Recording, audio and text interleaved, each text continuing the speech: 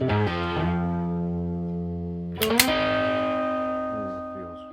rather nice. Mickey with CarryTrainer.com. I'm on a quest for the greatest holster and belt and concealed carry gun and set of sights and stake and IPA. But today we are going to talk about an inside the waistband holster. We're going to be looking at a holster that is for the Springfield Armory Echelon 4.0C because that's the holster that just arrived. It's for this blaster. We're going to be headed to a trip this week to Florida for 5 days of training where we will be beating the snot out of this thing in the new holster. And this thing could be my favorite new holster. Are you guys ready to see it? Here we go. Are you ready? That's it right there. This is from arguably one of the best holster makers on the market right now. Now that's very subjective, I know. And some of you may say, well, wait a minute. How could you say that? What about those guys or this guys? Or I've heard you say this company or that company. And you'd be right. There is a lot of stuff that goes into what makes a holster great. There are some great companies out there that have been at it for a long time. There's a lot of good stuff about this brand, and that's Tenicor. In fact, I'm wearing their belt, and I will start by saying they have not paid me a red cent to do this video. They haven't ever paid me anything for anything. So I'm telling you this because, man, I've been beating the snot out of their stuff, and it's really good. So if you look at this one, this holster, people call it the Certum. You'd be kind of close. This is a Latin word, and it's actually in classical Latin, certum, or in the ecclesiastical style, certum, so like the church style, certum, something like that. I'm not a Latin major, but close enough. So certum, what the heck does that mean? Well, pretty cool, because in the holster, they tell us.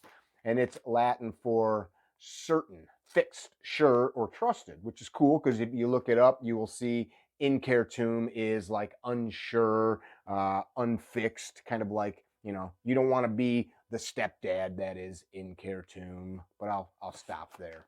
So here's how this thing comes. It's not just take it out of the bag and put it on. And there's a reason for that, because these dudes have really done a deep dive. Let me go back a step. There's a ton of holster companies that, like I said, make a great holster. I've shared those with you over the years. There are also a ton of holster companies that should be in business making trash cans or something else with the plastic because they don't make a good product. There's a lot of the companies that are making something that's pretty good. What these dudes are doing is making a holster that's really good and customizable to your specific body and how you're going to carry it. And that's what we're going to dig into. So unboxing, little unboxing vid.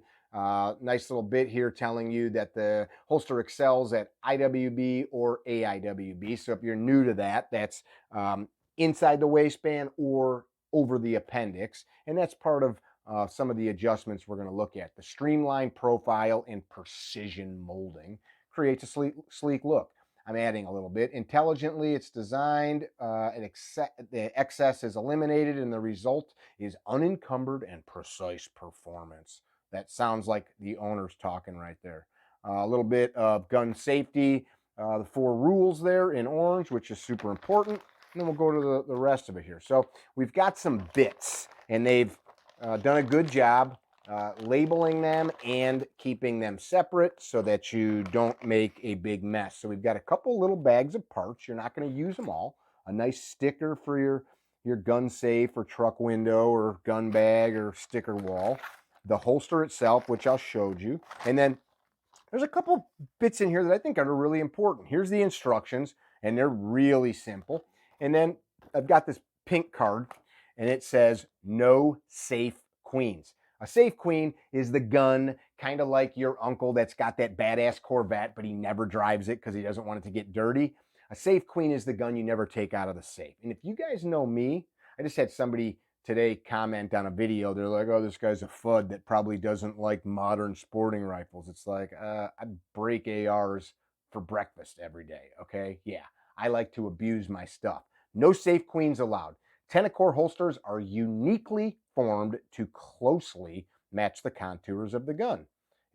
It will cause wear to the finish of your gun. And then there's a QR code on there for you to go look at it. Some of you say, why? Why would you do that? Why not make a holster that protects the finish? That's a good question. And the goal of what we're doing is important. These are, I'm going to do some air quotes, fighting holsters. These are meant for men and women that carry guns with the intention of using it for force. Now, that doesn't mean that you put this on and you say, I hope I get in some trouble today. So I just got to add that caveat because somebody out there is going to be like, oh, what the heck? This means that I am putting this gun on my body with the sole purpose of I hope I never have to use it, be it for my job if you're a copper or a soldier, sailor, airman, or a armed citizen lawfully protecting yourself or others. This thing is set up for that purpose. You might scratch the finish a little. And you know what? That's not really a big deal. In fact, I'm going to show you my carry gun. Here's my daily carry. This is a Glock 43X. I've got a matching 48. You guys have seen these in recent vids, but there's some holster wear on that dude. That's not a feature, but it is a byproduct of training with the tool. So let's take a look at this holster. So one of the things that Tenicor is known for is that they have a product that has got the bump molded into the back. And what that bump does is it pushes against the pubis, and when the gun is in the pants, it is going to push the holster in this orientation to keep the frame flat against the tum-tum. Well, that's great for AIWB, but this one's meant to be able to be used in multiple locations as well, if you so choose. Tenicor does not sell them, but there are a million makers of various foam pads. You can make your own that you can stick on there with Velcro, hot glue, shoe goop, or a million other ways of adhering it if you want a foam pad or any type of a pad. And because this one's flat on this area, you can put it at other locations on the body. So it ships like this, and then we have two made in the USA, like the holster itself. Oops, don't drop the bits. Discreet carry concepts clips. These are my favorite. These are high quality. You know it's theirs. If you got the logo, you see the little logo there, Discreet Carry Concepts. This is top-notch stuff. And the part that, besides, well, all of it matters, but you see, I'm put it in front of my forehead here, that little bit right there, that's what's really hooking this dude to your belt so that in a scuffle, in a bad sitch, behind the white there, might you see it, you don't get this ripped off. As well, it's strong, it's sturdy, and made to work. So one of the strong tenets of Tenicor is having multiple attachment points. That's what helps keep this gun from flopping around and getting loose. So then the last thing that we have is a great little instruction sheet. Super simple, telling you how to put it together, and you can also go to the QR code and visit the company website to see some stuff. So I'm going to put this together how I want it. These three components here, this is worth noting. I just talked to Jeff, the founder, owner of the company, about this. Some companies, these little bits, which are meant to kind of push against the back of the belt, I'll show you once it's together, have like knurls or some texturing on it to create grip. He has found, and I strongly agree with him, his are smooth, that's the best way to go. So let me put this together as I feel it should be for me. Something else worth noting, these are the fasteners supplied by Tenicor. See the little bit of thread locker on there. Very important that on your holsters that you use thread locker, and that the thread locker is properly cured, and that you occasionally check these screws. I have lost track of how many times I have seen parts fall apart on holsters because of fasteners backing out. Something to note about thread locker. Thread locker is an anaerobic adhesive. Anaerobic means without air, right? The air is taken out of the equation, or more precisely oxygen. And when you're in a confined space, the threads are stopping oxygen from getting to this. That's what makes most thread lockers cure. I'm not sure exactly which kind they have on here, but when we goop it all over stuff, it is not going to cure in the air. So if you've got it puddled up and you're like, why is this stuff not drying? It's doing what it's supposed to do. It needs the absence of oxygen to cure. Do a little Google foo on that. A little bit more on thread lock. I had to do some snooping, and the product that's on these screws is actually called a nylon thread patch. Been used for decades in the industry. There's various kinds, but basically I'm going to give you the rundown on what a nylon thread patch is. It's a pre-applied dry powdered nylon coating fused onto fastener threads to create a self-locking, self-sealing, reusable, vibration-resistant, adjustable fastener. Adjustable is important. It acts as a wedge, increasing metal-to-metal contact on the opposite side to prevent loosening, and it works immediately upon installation. Also cool, you don't have to wait for it to dry. Some key aspects: high density, high speed. It's good usually from -70. I don't know what the exact product is here, but this is kind of an industry-wide standard. -70 Fahrenheit to 500 degrees Fahrenheit. So pretty good temperature extremes. Hopefully inside your pants is not 70 below zero. You'd be dead. And 500, you're a cooked turkey, right? It's used in all kinds of stuff. And in my research, I did find that there is a company in Lincolnwood, Illinois called Nylock that's been around forever. And I'm going to get a hold of them and see if we can do a future video talking more about thread lockers. Back to the holster. Something else worth sharing. So the nuts that go inside of the holster, they have formed a recess that is square in nature so that as you suck that dude up, it's got something to stop it so it's not just spinning on the inside.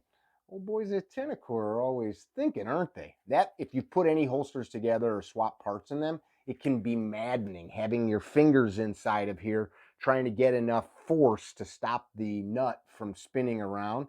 There's some other makers that do something similar. That's ingenious, it's thoughtful, and it's correct.